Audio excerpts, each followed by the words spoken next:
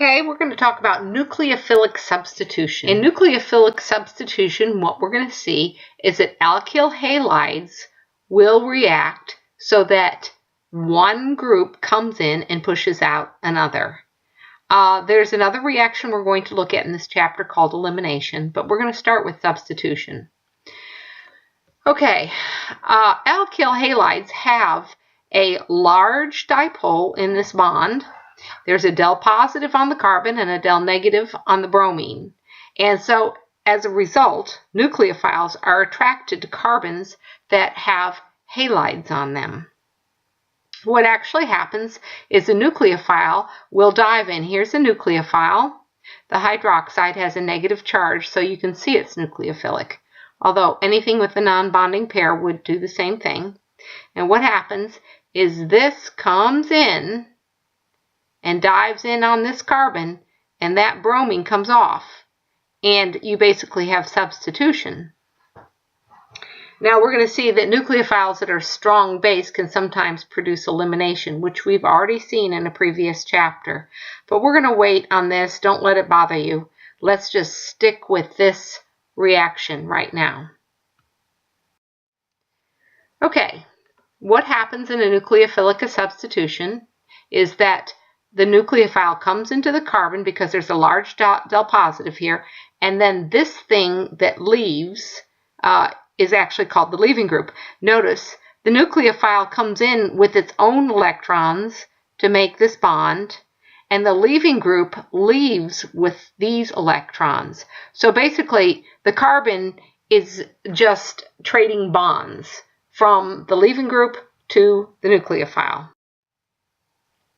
When this occurs, the nucleophile ends up bound to the carbon, and the leaving group sometimes it has a negative charge and sometimes doesn't. We're going to look and see how that can happen. Right here, I'm showing that the carbon inverted, meaning it inverted like an umbrella being blown inside out by the wind. That doesn't always occur with every mechanism. We'll see that it occurs with one and not with another. So, but right now, what you need to know is that the nucleophile replaces the leaving group. The leaving group comes off with its own electrons. Now, the nucleophile can be neutral or it can be negative. If it's neutral, it has a non-bonding pair. If it's negative, of course, the negative charge gives it a non-bonding pair that it can use for the nucleophilic attack. Now, if it has a negative charge, when it comes in, as the leaving group leaves, it's going to take the electrons with it, and so it gets a negative charge. So what you find is, because the negative charge leaves with the leaving group, the nucleophile attached to the carbon is neutral afterwards. And so this is showing you the charge balance. These two together have a negative charge. Because the leaving group now has a negative charge, those two together have a negative charge. But if the nucleophile has no charge on it, if it's neutral, because the leaving group is leaving with a negative charge, the nucleophile is going to be positive after it gets attached to the carbon.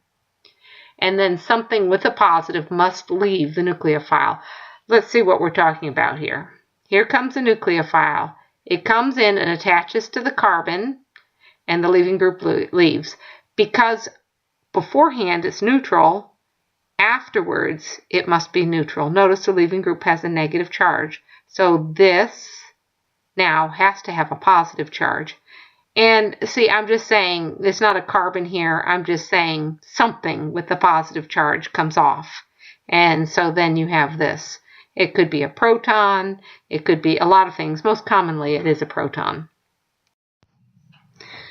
Here's an example of a negative nucleophile coming in.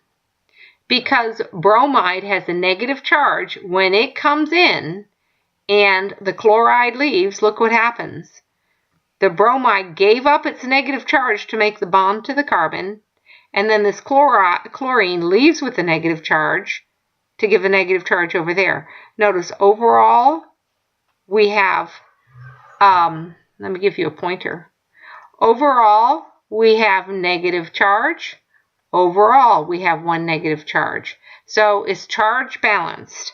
But notice, the negative charge comes in, and then negative charge leaves. A whole slew of examples of negative nucleophiles coming in, and then the bromide, which is the leaving group, leaving. And you can see there's a huge possibility. The whole thing to realize, though, is that you're not always going to see a negative charge on your nucleophile. Sometimes this might be, let's say, listed as potassium methoxide. So there would be a potassium counterion with this. This might be sodium hydroxide. This might be lithium cyanide. There's all sorts of different counterions that you can have with this. The most common ones are lithium, sodium, or potassium. But you will often have a counterion, and you just have to realize there's a negative charge on the nonmetal. Here's an example with a neutral nucleophile. Here is methylamine, and it's got a non-bonding pair on the nitrogen. That is nucleophilic and can come in and attack this carbon and this leaving group leave. Notice what happens afterwards. Because both of these are neutral and the bromide is negative when it leaves, the nitrogen must have a positive charge because it gave up its electrons to form this bond. So what has to happen is something has to remove a proton from that nitrogen so it then becomes neutral. And the bromide's a strong enough base to come in and pluck that proton off so that these electrons now can become the non-bonding pair on the nitrogen, and this compound results. Everything has to be charge balanced. Okay, here are some reactions with some neutral nucleophiles.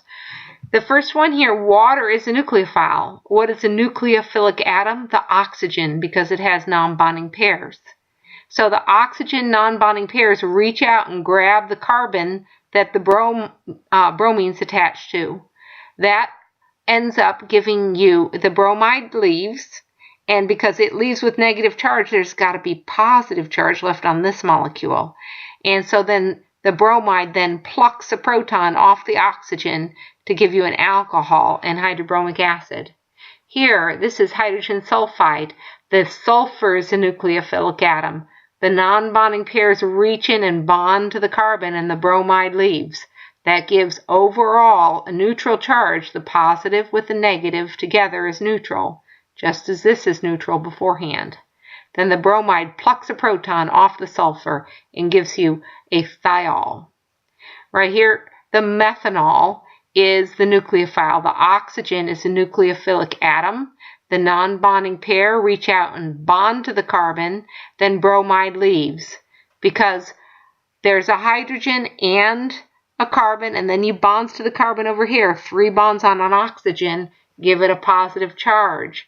Negative charge on the bromide. The bromide then plucks off the proton to leave this ether group there. Ammonia comes in. This one we already did. Ammonia comes in, attaches to the carbon. You get 4 bonds on the nitrogen, gives it a positive charge. And the counter ion is this bromide. Why? This is neutral, so this must be neutral. And then the bromide plucks a proton off the nitrogen to give you an amine and hydrobromic acid. Right here, what do we have? We have acetic acid. That's a 3 there that's partly missing.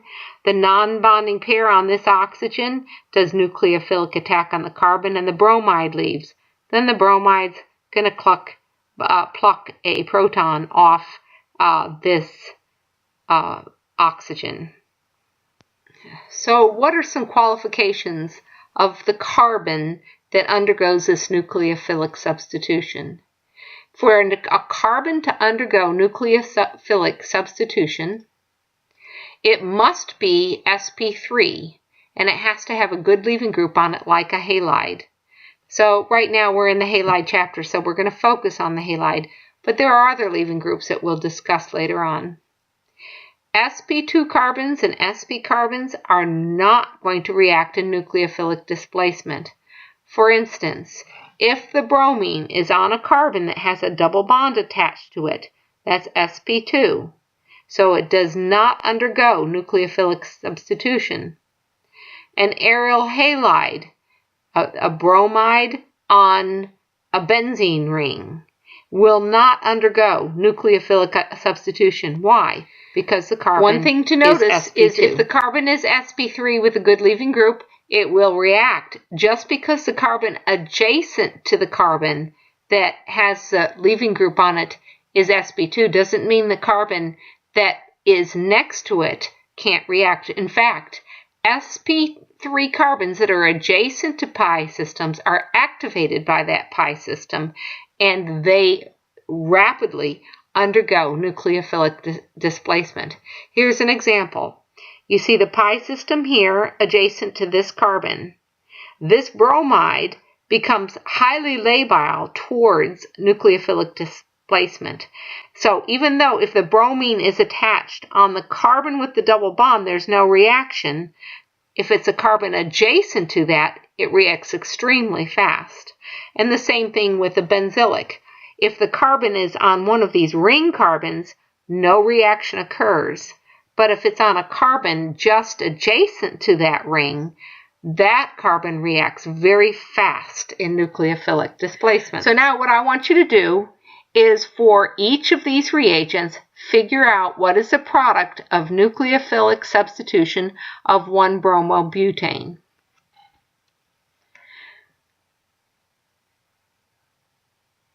Okay, 1-bromobutane would, the bromide would leave, and this would be attached in its place, because this is butane right here, and there would be a bromine here. This coming in and doing nucleophilic substitution on this carbon would give you this ester. Notice it's negative beforehand, so it's neutral afterwards. What about this carboxylic acid anion?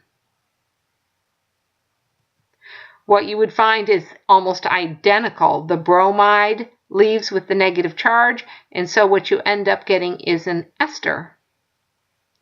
Go ahead and figure it out for this compound.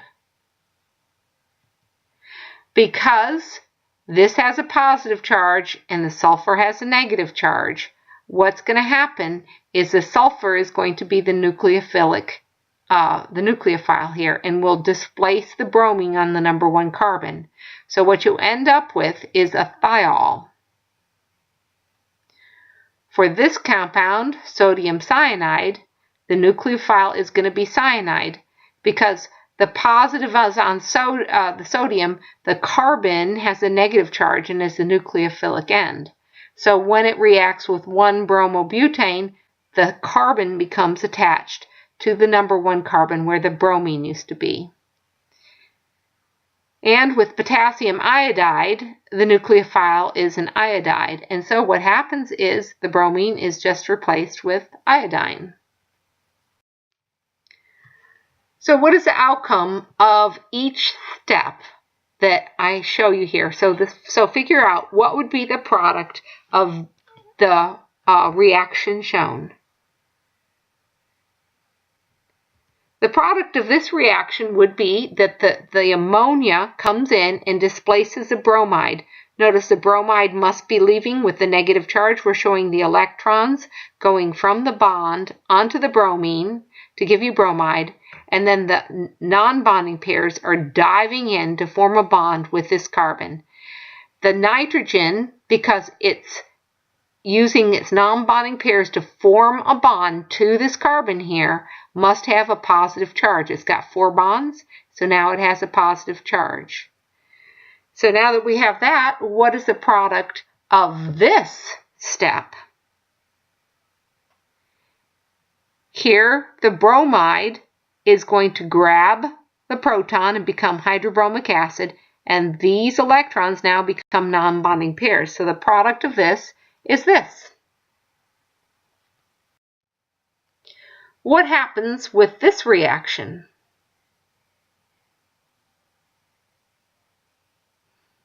Nothing.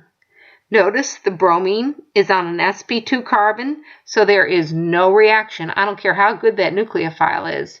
There is no reaction going to be occurring on this carbon because it's sp2. What about this reaction?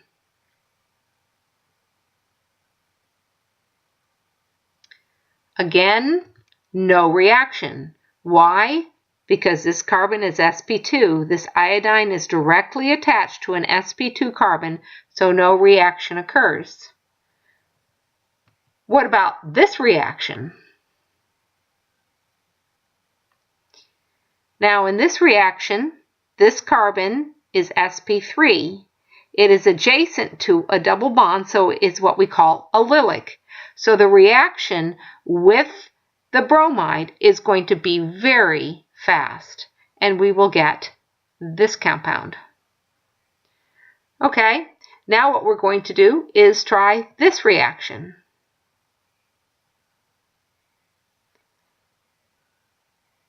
Okay, again, this carbon is sp3.